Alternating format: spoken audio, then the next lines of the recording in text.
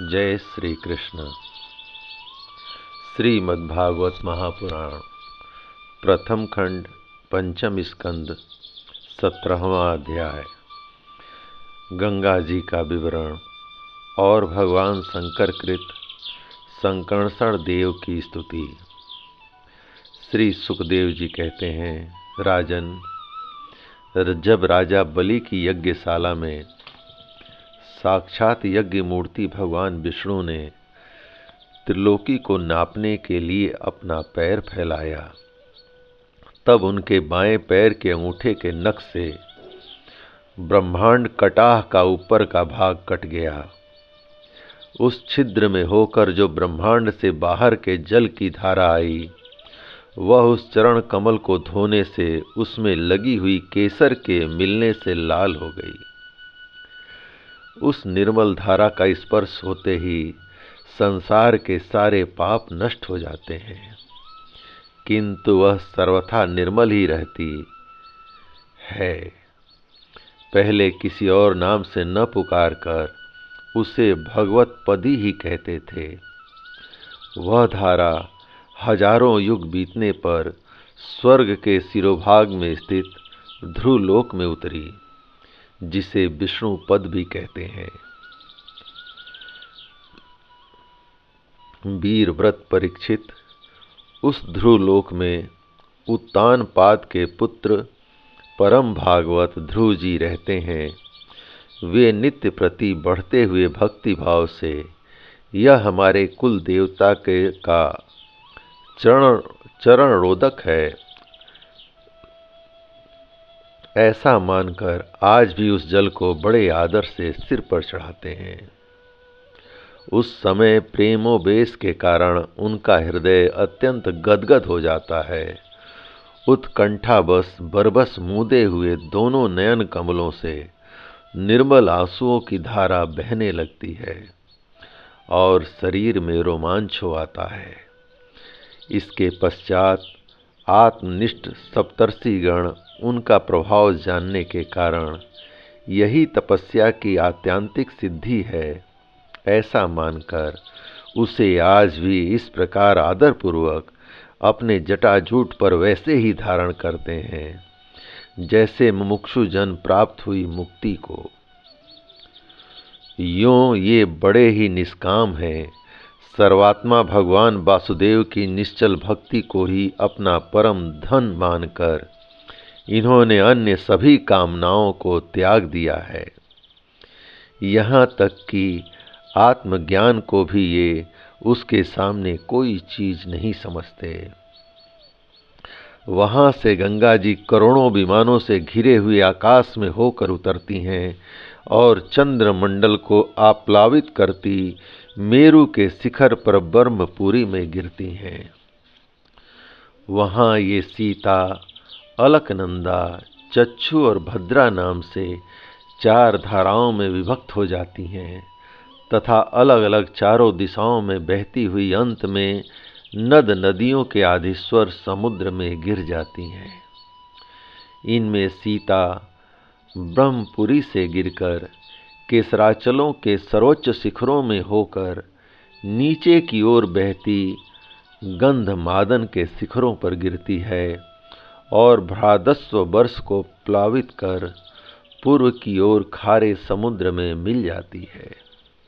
इसी प्रकार चक्षु माल्यवान के शिखर पर पहुंचकर वहां से बेरोक टोक केतुमाल वर्ष में बहती पश्चिम की ओर क्षार समुद्र में जा मिलती है।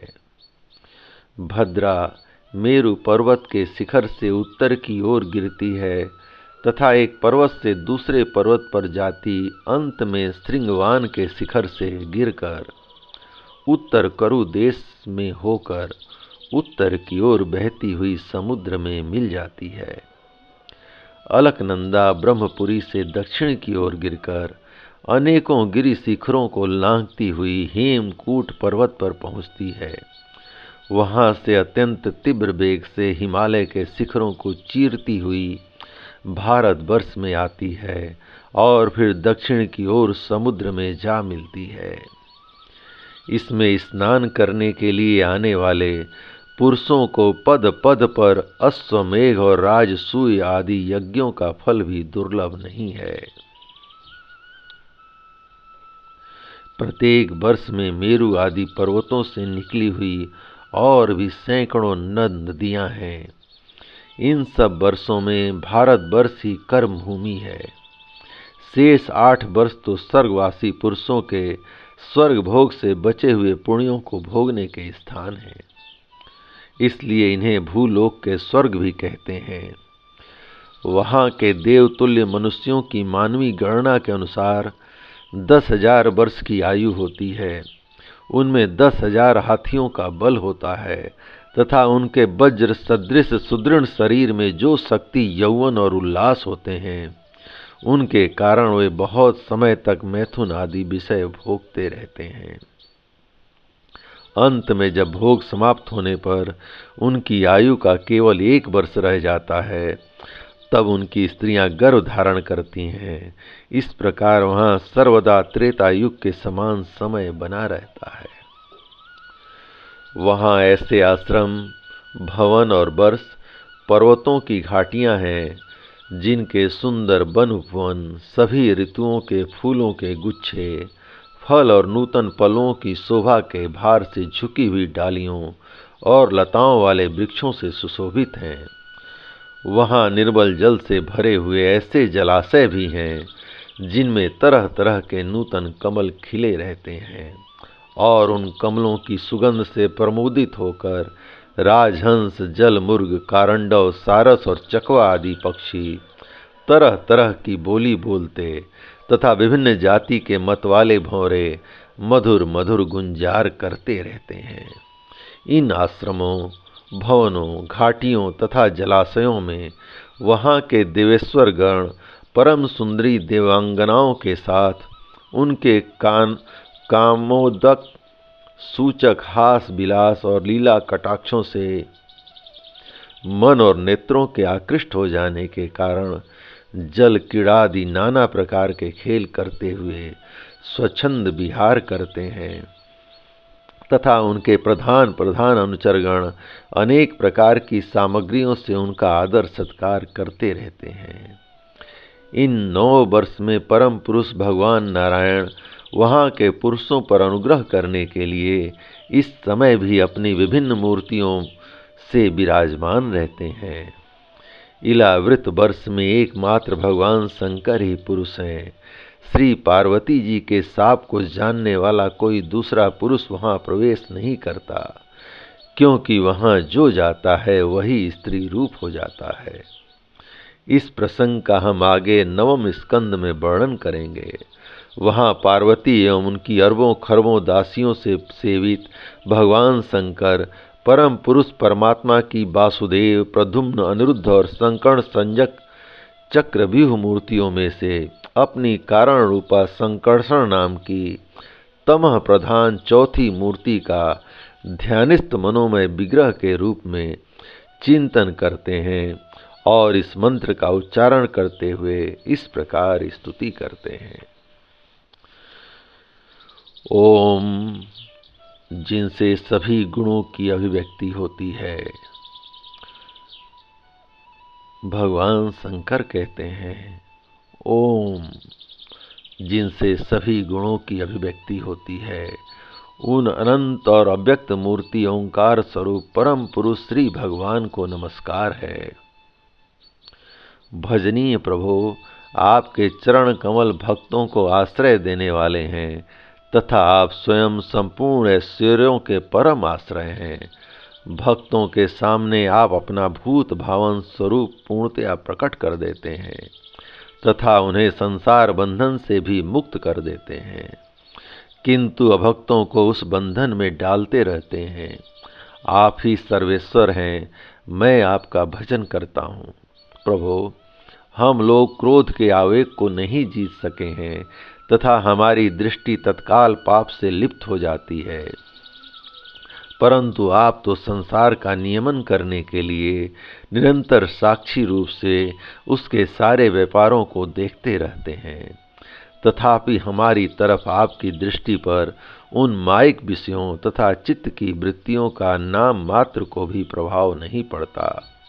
ऐसी स्थिति में अपने मन को बस में करने की इच्छा वाला कौन पुरुष आपका आदर न करेगा। आप जिन पुरुषों को मधु आसवादी पान के कारण अरुण नयन और मतवाले जान पड़ते हैं, वे माया के वशीभूत होकर ही ऐसा मिथ्या दर्शन करते हैं तथा आपके चरण स्पर्श से ही चित्त चंचल हो जाने के कारण नाग पत्नियां लज्जावश आपकी पूजा करने में असमर्थ हो जाती हैं। वेद मंत्र आपको जगत की उत्पत्ति, स्थिति और लय का कारण बताते हैं, परंतु आप स्वयं इन तीनों विकारों से रहित हैं, इसलिए आपको अनंत कहते हैं। आपके सहस्त्र मस्तकों पर यह भूमंडल सरसों के दाने के समान रखा हुआ है। आपको तो यह भी नहीं मालूम होता कि वह कहाँ स्थित है। जिनसे उत्पन्न हुआ मैं अहंकार रूप अपने त्रिगुणमय तेज से देवता, इंद्रिय और भूतों की रचना करता है, वे विज्ञान के आश्रय भगवान ब्रह्मा जी भी आपके ही महत्तत्व संज्ञक प्रथम गुणमय स्वरूप हैं। महात्मन, महतत्व, अहंकार, इंद्रियाभिमानी देवता, इंद्रियां और पंचभूत आदि हम सभी डोरी में बंधे हुए पक्षी के समान आपकी क्रिया शक्ति के वशीभूत रहकर आपकी ही कृपा से इस जगत की रचना करते हैं। सत्वादि गुणों की सृष्टि से मोहित हुआ यह जीव आपकी ही रची तथा कर्म बंधन में बांधने वाली माया को कदाचित ही जान भी लेता है, किंतु उससे मुक्त होने का उपाय उसे सुगमता से नहीं मालूम होता। इस जगत की उत्पत्ति और प्रलय भी आपके ही रूप हैं। ऐसे आपको मैं बार बार नमस्कार करता हूँ। जय श्री कृष्ण। इस प्रकार भगवान श्री कृष्ण की कृपा से श्रीमद् भागवत महापुराण प्रथम खंड पंचम स्कंद का 17वां अध्याय संपूर्ण हुआ। जय श्री कृष्ण।